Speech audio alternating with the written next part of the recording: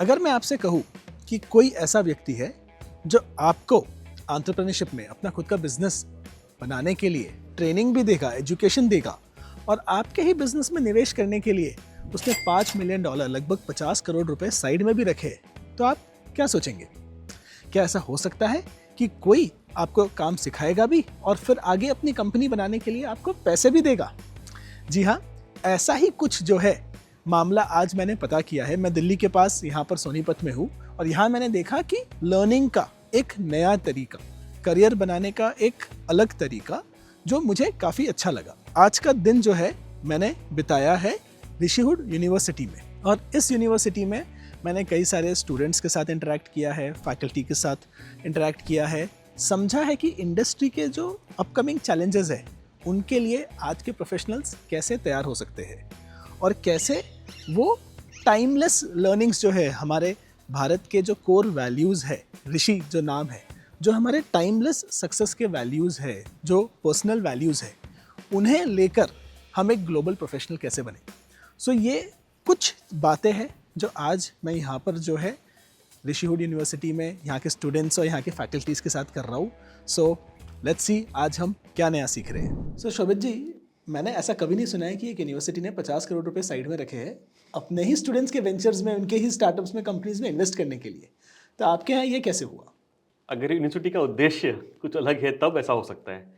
कई यूनिवर्सिटीज़ जो आप जानते हैं, पर्टिकुलरली अगर प्राइवेट यूनिवर्सिटीज़ की बात करें आप, उनका काम है डिग्री देना और हो सके तो नौकरी देना।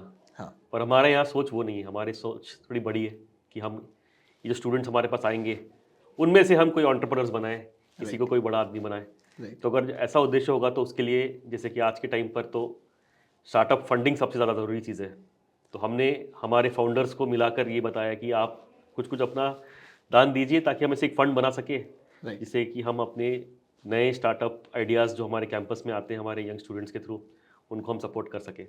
तो एक हमारे फाउंडिंग बोर्ड का एक ये काइंड ऑफ सपोर्ट है और ये इसीलिए भी पॉसिबल है क्योंकि हमारी एक बोर्ड चलाती है यूनिवर्सिटी को, जो कलेक्टिव आकर साथ में इसको चला रहे हैं। तो वो अपना सब कुछ पैसा जोड़कर ऐसा एक फ़ंड बनाए हैं।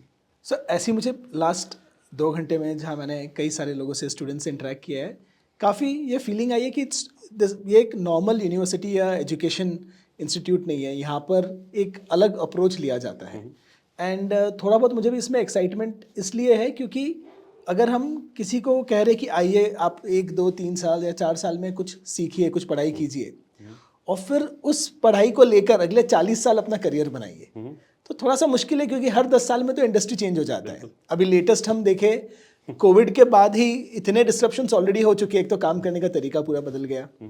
अब अगर हम देखें, एआई एकदम ही अचानक से आया और हर कुछ महीने जो है उसमें कुछ नया हो रहा है।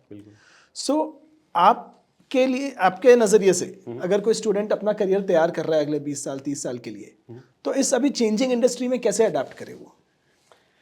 देखिए, आपका पॉइंट बिल्कुल सही है। जैसे कि अगर मेरे पिताजी की बात करें तो वो 40 साल एक बैंक में काम किए। मेरी माँ स्कूल टीचर थी ज़िंदगी भर। कई हमारे पेरेंट्स और अभी कुछ टाइम पहले तक भी लोग एक करियर चूज़ करते हैं, सीधे 30-40 साल उसी में करते हैं। बट आई थिंक वो टाइम बदल चुका है।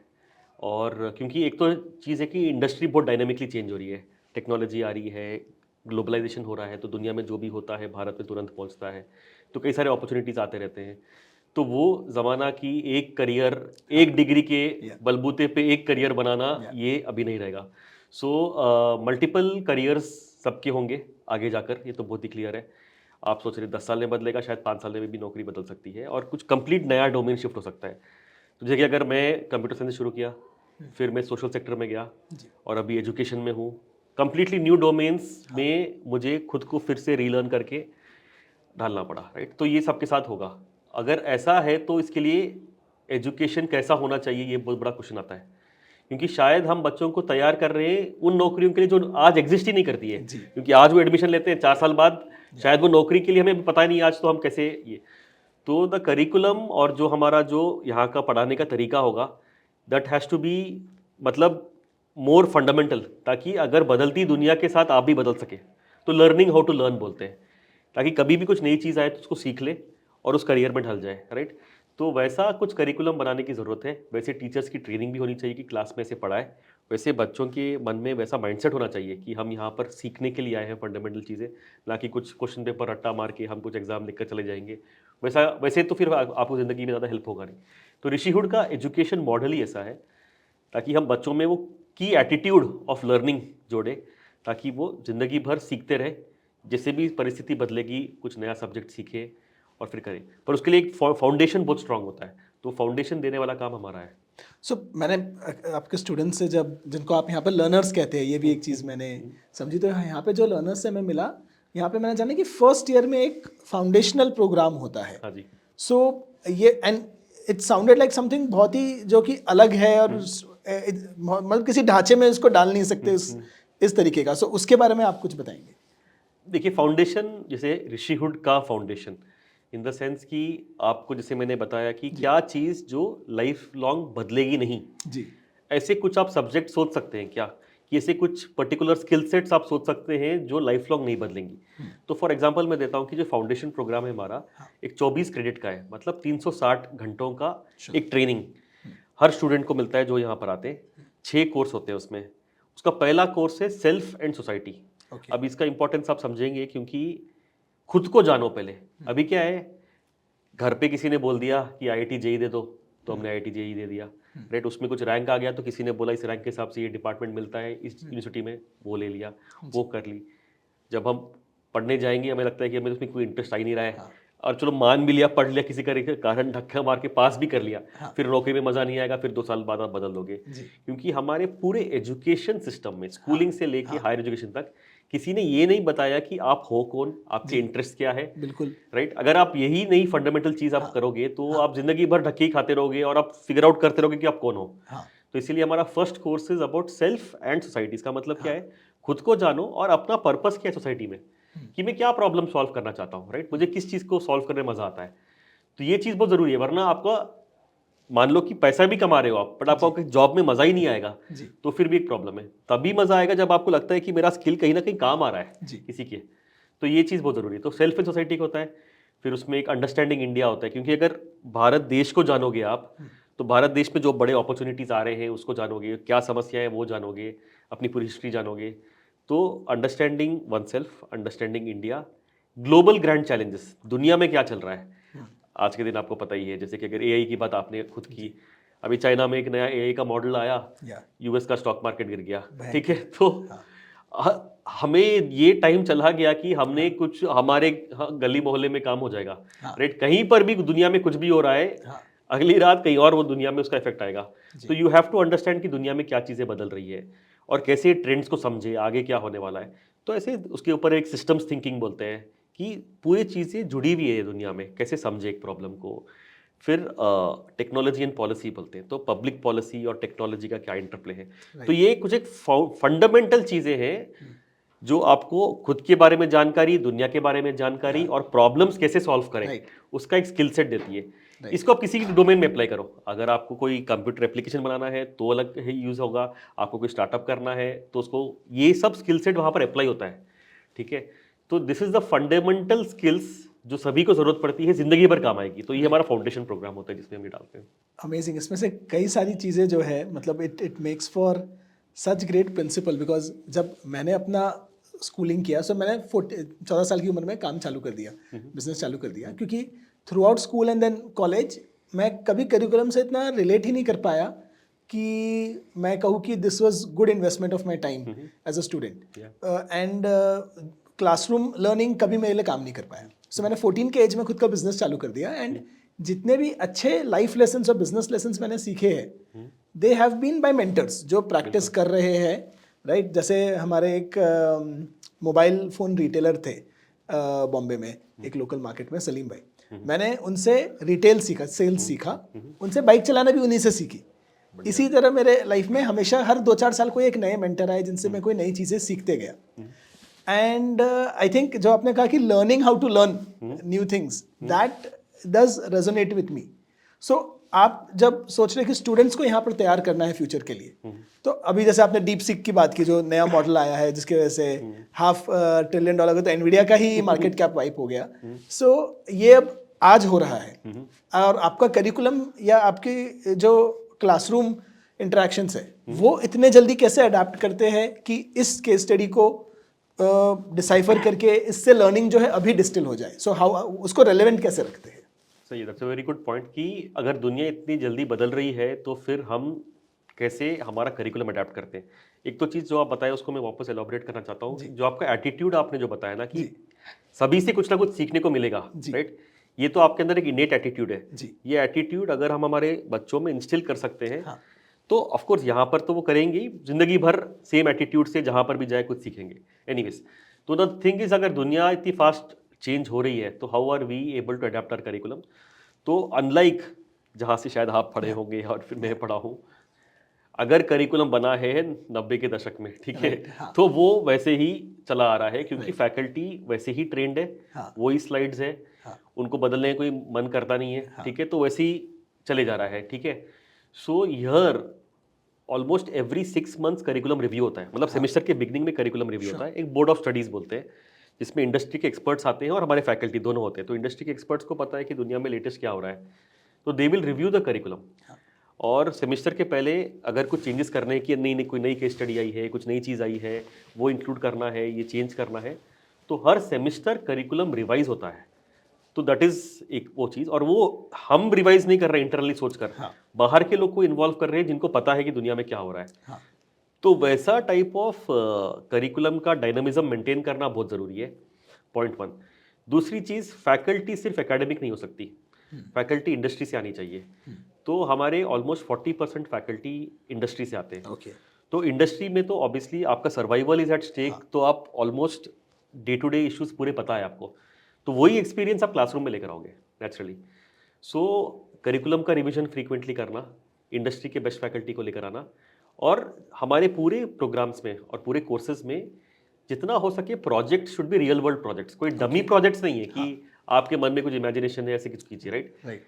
रियल वर्ल्ड दुनिया में ये प्रॉब्लम चल रहा है, ये लो और इसको सॉल्व करो। जैसे कि आप बता रहे थे कि कोई मोबाइल रिपेयरिंग शॉप का, आप वहाँ से आपने सेल्स सीखा, तो ऐसे ही चीज़ें जो डायरेक्टली सोसाइटली रिलेवेंट है, इंडस्ट्री में चल रहे हैं, वो प्रॉब्लम स्टेटमेंट्स लेके क्लासरूम में सॉल्व करना।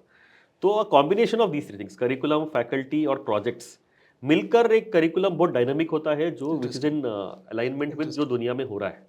तो दैट इज द बेस्ट जो हम करते हैं। एंड आपका एंटरप्रेन्योरशिप, डिज़ाइन, इन दोनों चीज़ पर फोकस है। सो आपका जो BBA प्रोग्राम है that looks pretty unique. So makers fund के बारे में और उसके सक्सेस स्टोरीज के बारे में मैं बात करना चाहता हूँ, लेकिन ये जो डिज़ाइन का फोकस है, where do you think that fits in for a professional?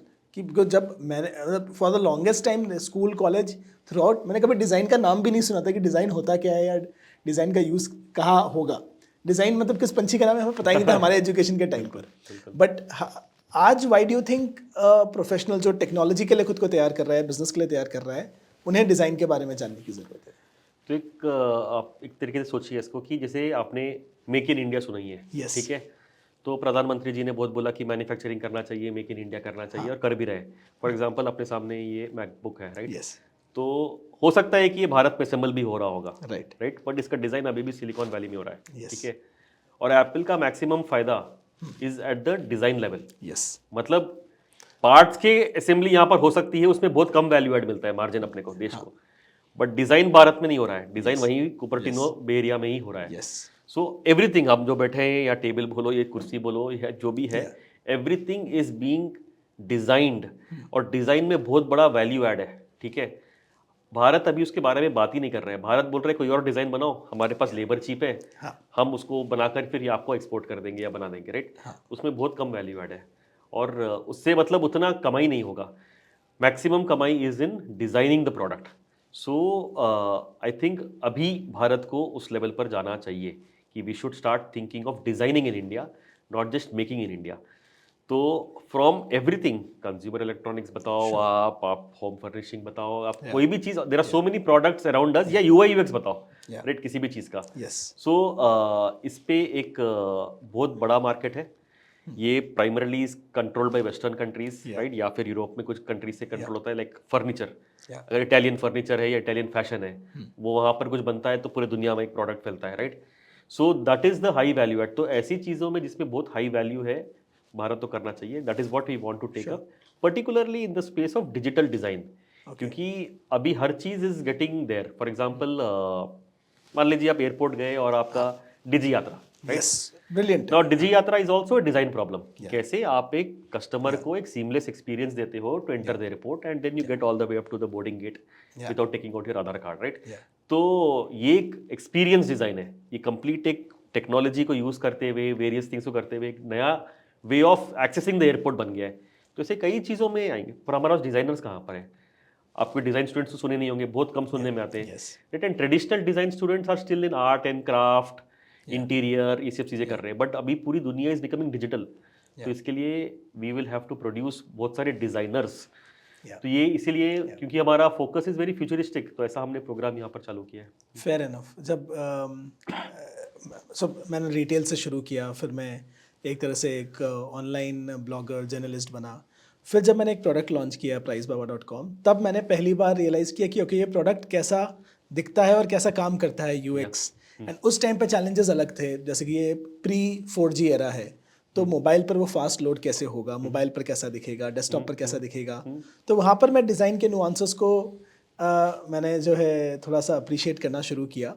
And I do think कि अगर हमारे जो आज के प्रोफेशनल्स हैं वो डिज़ाइन जो है, अगर वो एक्सपर्ट ना भी हो बट वो अच्छे डिज़ाइन को परख सके या रिस्पेक्ट करे कि एक डिज़ाइन की भी प्रोसेस होती है, कि इस रूम में एंट्री लेने के बाद चीज़ें बस हम कैसे बैठने वाले हैं और इंटरेक्शंस कैसे होगा, that is also part of design and it is called experience design. Yes. So just generally कैसे आपका एक्सपीरियंस रहा है? आप कई जगह किसी होटल में जाएंगे, oh the ambience is great, right? Experience बहुत बड़ा है। ये एयरपोर्ट पे गए, एक्सपीरियंस लगा, राइट? एग्जैक्टली। सो मैं आपको भी डिज़ाइन के स्टूडेंट्स और फैकल्टी से यही बात कर रहा था कि हम मटेरियल्स, इंडिया में बहुत वैल्यू है मटेरियल्स की, कि सोना, जैसे कि इंडियंस लव गोल्ड, तो महंगी चीज़ों की वैल्यू बहुत है, बट उन चीज़ों को लेके अच्छा डिज़ाइन बनाना, लाइक मैंने कहा कि मैं एक जो बैग यूज़ कर रहा हूँ अपना बैग, वो बैग जो है कोई इंडियन कंपनी ने नहीं बनाया, इंडियन कंपनी ने डिज़ाइन नहीं किया। ऐसा क्यों कि मेरा बैग जो है वो भी इंडिया में डिज़ाइन नहीं हो रहा है। सो दैट अगर हमारे प्रोफेशनल एंड स्पेशली आपने कहा डिजिटल डिज़ाइन, सो जब भी हम किसी से, जैसे कोई भी ओल्ड एज कंपनी पकड़ लो, कोई बैंक से लेके आप इंश्योरेंस कंपनी ही क्यों ना ले लो, उनकी अगर ऐप्स को या वेबसाइट को या उनके साथ कोई भी इंटरफेसिंग करना हो तो हमें थोड़ा सा वो फील आता है कि अरे ये तो अभी कुछ मेहनत करना होगा। जैसे मेरा ड्राइविंग लाइसेंस अभी रिन्यूअल पर आया है, सो अब ड्राइविंग लाइसेंस 20 साल में एक बार रिन्यू होता है। अब मेरे ख्याल से इंडिया ने पासपोर्ट रिन्यूअल का काम बहुत अच्छा किया है, वो प्राइवेट सेक्टर इन्वॉल्व हुई है, पासपोर्ट अब एक दिन में भी बन के आ जाता है। अब ड्राइविंग लाइसेंस के लिए मैंने आज ही ट्वीट किया और पूछा कि अच्छा ड्राइविंग लाइसेंस अब 20 साल में पहली बार वापस बनाना है, पिछली बार 9 महीने लगे थे बनने में। तो अब मैं आई एम ड्रेडिंग कि मैं जाऊंगा वहाँ पर RTO ऑफिस में और वो एक्सपीरियंस कैसा होगा।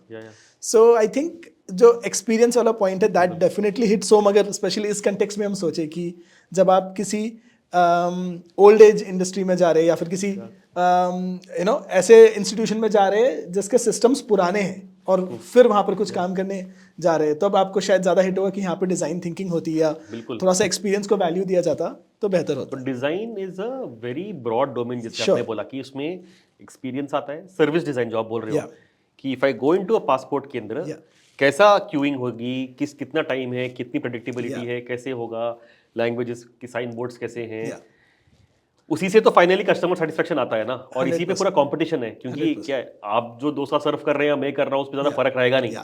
जैसे the experience of the restaurant will make me come back, एक जगह पर नहीं, सिर्फ टेस्ट तो नहीं होता है, राइट? 100%। सो और इसके लिए हमारी फॉर्मल ट्रेनिंग है नहीं कई लोग की। सो वी थिंक कि डिज़ाइन बहुत लिमिटेड चीज़ है, मतलब शायद लैपटॉप बनेगा, फ़ोन बनेगा, ऐसा नहीं है। डिज़ाइन इज फंडामेंटल, हर चीज़ में डिज़ाइन है। एंड सिर्फ एक डिज़ाइन टीम या एजेंसी को वो काम नहीं करना है, everyone across the company has to think about it. आपको जो मेकर्स फंड है, जो हमने कहा कि आपका $5 million का फंड है यहाँ से निकलने वाले स्टार्टअप्स को सपोर्ट करने के लिए, तो उसके कोई अर्ली सक्सेस स्टोरीज है जिसके बारे में आप बात करना चाहेंगे कि क्या फ़ायदा हुआ है उससे? हाँ, ये हमने लास्ट ईयर लॉन्च किया और हमारे एक अभी जो सेकेंड ईयर में स्टूडेंट है उसने उसका एक फ़ायदा लिया है। गिव यू एन एग्जांपल, तो उसका नाम है पार्थ वर्धन सक्सेना। यहाँ पे उत्तराखंड से है और वो हेल्दी स्नैक्स इस कैटेगरी में, जो आजकल कम सोचते हैं लोग, मोर थिंक ऑन टेक, पर आई थिंक क्योंकि शायद उसका पहाड़ी बैकग्राउंड है, उसने देखा है कि मतलब हेल्दी फूड्स का एक काइंड ऑफ डिमांड बढ़ रहा है and it is this, so he started this. और Rishihood has invested some part of ये जो अपना मेकर्स फंड है, $5 million फंड का एक पार्ट उसमें उस इक्विटी स्टेक लिया है नाउ। और of course incubation support naturally क्या होता है कि क्योंकि हमारे फाउंडर्स ने वो फंड इकट्ठा किया है, तो naturally the founders are now keen की सक्सेस। और ये फाउंडर्स कोई ये नहीं है, राइट, इधर ग्लोबल बिजनेसमैन, मुंबई के बड़े बड़े बिजनेसमैन हैं and they are spread across the world. तो नेचुरली क्योंकि वो खुद इसको इंक्यूबेट कर रहे हैं, so they will help promotion. तो उनकी कंपनीज के थ्रू वो बहुत प्रमोट कर रहे हैं इसको। And with in about 6 months now अभी वो खुद की एक फैक्ट्री लगा चुका है कुशीनगर में। एंड अभी उसने अपना FSSAI लाइसेंस ले चुका है एंड स्टार्टिंग टू सेल। सो ये एक क्योंकि जो कैपिटल का एक्सेस है थोड़ा, जो अर्ली स्टेज स्टार्टअप्स को जो कम मिलता है नेचुरली, क्योंकि वो हमारे स्टूडेंट है तो हमारे पास बहुत इन्फॉर्मेशन है, दैट इज एडवांटेज। क्योंकि अगर कोई और इन्वेस्ट कर रहे हैं फाउंडर, तो उनके लिए मतलब पता नहीं यार, पिच सुनकर इन्वेस्ट करना पड़ेगा, टीम सही है या नहीं है, बंदा कितना सही है पता नहीं। बट यहाँ पर हमारा स्टूडेंट है, हमने एडमिशन दिया है, रेजिडेंशियल कैंपस है, हमारे साथ रहता है, तो हम बहुत सारा इन्फॉर्मेशन है हमारे पास। तो द एबिलिटी हमारा रिस्क लेने का इनके ऊपर और ज़्यादा होता है, क्योंकि हमें पता ही है उनके बारे में, यहीं पर है वो। सो वो एक एग्जांपल है। ऐसे कुछ और रिसर्च काइंड ऑफ एग्रीगेटर के ऊपर एक स्टार्टअप का आइडिया है, अभी हमने इन्वेस्ट किया नहीं है, it is at the due diligence stage. तो ऐसा एक स्टार्टअप फंड इसीलिए हमने यहाँ पर बनाया है, क्योंकि ऐसे नए आइडियाज़ को अर्ली स्टेज पर जो यहाँ पर है, हम मेंटरिंग तो करेंगे ही, उसके साथ अगर हम छोटा सा एक सीड फंड भी दे सके उनको, सो देन उसका ग्रोथ अलग ही लेवल पर है। So this is capitalism at its best. कोई अगर रिस्क टेकिंग मोड में है, so they get education support and possible funding यहाँ पर। एंड ये मैंने एक्चुअली आपके एंगल से नहीं सोचा, from a purely investment point of view. It's not completely altruistic, because आप इसमें you are also making a informed investment decision, क्योंकि उस स्टार्टअप में मतलब जो फाउंडर है, अर्ली स्टेज में फाउंडर पर ही हमें बेट लेना है। फाउंडर को आपने कई साल अपने यूनिवर्सिटी में देखा है, उसे ग्रूम किया है, तो आपका जो कन्विक्शन है वो भी काफी ज्यादा है, which is great position to be in. और हमारा possible success rate will be much higher, क्योंकि हम सेम चीज बाहर जाए किसी गुड़गांव के स्टार्टअप फेस्ट में, तो हमें तो कुछ ज्यादा आइडिया नहीं रहेगा, हम इतने 20 आइडिया सुनकर आएंगे, हम किसी में इन्वेस्ट करेंगे तो शायद। पर ये हमारा स्टूडेंट है, दैट इज वन। दूसरी चीज इंपॉर्टेंट है, क्योंकि ये इसको मेकर्स प्रोग्राम बोलते हैं, यहाँ का जो एंटरप्रेन्योरशिप प्रोग्राम है, दिस इज इंपॉर्टेंट बिकॉज क्योंकि हम एंटरप्रेन्योरशिप सिखा कितना भी लें, बच्चा बोलेगा सीखने से क्या होगा सर, मतलब फाइनली तो मुझे स्टार्टअप बनाना है, आप क्या हेल्प कर रहे हो। तो हमारी फिलोसफी के लिए वेरी कोर है कि हम सिर्फ एंटरप्रेन्योरशिप सिखाएंगे नहीं जी, ये कोर्स थोड़ी ना होता है। यहाँ से जब तक एंटरप्रेन्योर्स निकलेंगे नहीं, तो what is the point of running an entrepreneurship program. और एंटरप्रेन्योरशिप का तो कोर एस्पेक्ट इज कैपिटल का access, right, and it a very favourable terms में मिलना चाहिए। तो नेचुरली यूनिवर्सिटी का तो ये मतलब मैंडेट है कि करना है, अगर हम एंटरप्रेन्योर्स क्रिएट करना चाहते हैं, so there is no way doing it without having a startup fund. तो इसीलिए हमने बनाया। Awesome, so you are putting your money where your mouth is. Great. अगर कोई एंटरप्रेन्योर नहीं बनना चाहता है, मैं चाहता हूँ कि अच्छी एजुकेशन मिले, मैं एक फ्यूचर रेडी प्रोफेशनल बनूँ, सो उसके लिए how does Rishihood support someone? देखिए, we have different programs, right, उसमें there is a technology program, there is an entrepreneurship program, design program and psychology program. Now, psychology के students primarily might get into more of higher education, क्योंकि they will be more research oriented. In terms of our design program, they are the ones who will be more professionally oriented, कि वो जाएंगे किसी बड़े design firm में काम करेंगे, किसी स्ट्रैटेजी कंसल्टिंग फर्म के लिए काम करेंगे, they will be working there. So we have a very strong एक career advancement cell बोलते हैं, like a placement cell जो आप कई जगह सुनते हैं, it is like a placement cell. But that placement cell is not involve कि 4th ईयर में जब आपका लास्ट सेमेस्टर आएगा तब हम आपको मतलब कुछ कंपनीज लेकर आएंगे, आपको इंटरव्यू सेटअप करेंगे, right. Through out the 4 years हम उनका एक प्रोफाइल बिल्ड करें, ताकि मतलब उनको प्लेसमेंट की जरूरत ना पड़े एक तरीके से। दैट्स द आइडियल सिचुएशन कि मतलब naturally the person has such a strong public profile कि मतलब अदर कंपनीज माइट अप्रोच, और इफ द पर्सन अप्रोचेस किसी को लिखकर तो अच्छे रिस्पॉन्सेज आएंगे। तो हमारा जो एक प्लेसमेंट सेल है, जिसको हम करियर एडवांसमेंट सेल बोलते हैं, वो 4 साल राइट फ्रॉम जब वो बच्चा हमारे कैंपस में आता है, every week there is an interaction, ताकि उनका हम पहले इंटरेस्ट जाने, फिर क्या गैप्स आइडेंटिफाई करें, वो स्किल्स इंप्रूव करें, उनको बताएं कि कैसे अपना लिंक्डइन प्रोफाइल बनाते हैं, कैसे लोग को अप्रोच करते हैं, कैसे नेटवर्किंग करते हैं, कौन से इवेंट्स एक्टिविटीज़ हो रहे हैं दिल्ली NCR एरिया में, वहाँ पर जाओ, लोगों से मिलो, ताकि उनका खुद का एक अपने आप एक जॉब ओरिएंटेशन बन जाए और एक अच्छे जॉब में घुस जाए। सो वो एक सपोर्ट हम देते हैं हर स्टूडेंट को यहाँ पर। अमेजिंग।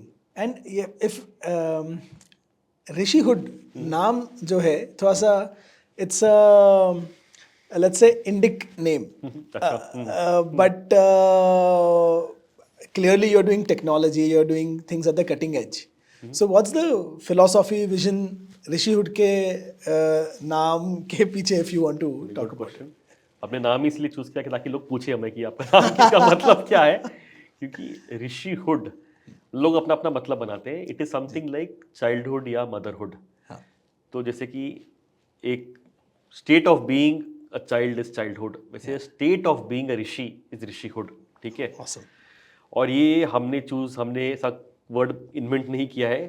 स्वामी विवेकानंद ने अपने लेक्चर्स में बताया है कि purpose of education is Rishihood. मतलब उनके मन में क्या है, a rishi somebody who has fulfilled his full potential. मतलब हम कई बार ये बात करते हैं ना, पोटेंशियल है बट बाहर आता नहीं है, टैप नहीं होता है, हमारा अनफुलफिल्ड पोटेंशियल रहता है. तो जिसका फुल पोटेंशियल ब्लॉसम हो जाए, दैट पर्सन इज अ ऋषि. सो वैसा स्टेट में पहुंचना इज ऋषिहुड. और एजुकेशन का पर्पस वो है. एजुकेशन का पर्पस कोई डिग्री इकट्ठा करना नहीं है. एजुकेशन का पर्पस है कि अपना पोटेंशियल फुलफिल करें. So that is why Rishihood is important. ताकि यहाँ पर जो भी स्टूडेंट पढ़ रहा है, they keep this in their mind कि यार हमारा पर्पस सिर्फ डिग्री या नौकरी नहीं है, हमें अपना पूरा पोटेंशियल पहुंचना है. ताकि इसलिए हमने वो नेम चूज किया इंस्टीट्यूशन के लिए. पॉइंट 1. नाउ नाम इंडिक है आपने बोला, बट आउटलुक थोड़ा ग्लोबल है. दिस इज वेरी इंपॉर्टेंट क्योंकि भारत का mandate for this century is not कि हाँ अपना देश हम देख लेंगे. If you are seeing ultimately we would want to influence the global affairs, right. दुनिया में हर जगह अपना नाम बने, राइट. हम विश्वगुरु ऐसे नाम भी लेते हैं कभी कभी कि हम हमारा ग्लोबल आउटलुक होना चाहिए. हम सिर्फ हमारे मतलब बैकयार्ड में खेल लें तो इसका कोई फायदा है नहीं, right. So we have to be achievers globally. तो इसीलिए हमने जो भी हमारे प्रोग्राम से हाईली इंटीग्रेटेड इंडस्ट्री, पहली बात तो, and when I say industry, globally the best industry. Like for example हमारे एनालिटिक्स प्रोग्राम में KPMG is a partner. Design में there are many other foreign institutes are partners. Faculty विदेश से आते हैं. हमारे बच्चे ग्लोबल स्टडी ट्रैक्स पे जाते हैं कि दुनिया में क्या हो रहा है समझो. तो हमारा आउटलुक हमेशा ग्लोबल रहा है, बट हमारे पैर धरती पे भारत में है. So that is the kind of what we want to create कि प्राउड इंडियंस जो जाकर दुनिया भर को बदलेंगे. This is the kind of approach we want to take. Amazing. So काफ़ी अच्छा लगा ऋषिहुड के और ऋषिहुड के फिलोसॉफी को समझ के और आपके साथ आज का दिन जो है उसे बिताकर. So Shobhit ji, thank you so much for having me around. Thank you for sharing your knowledge. Thank you for your time. Thank you.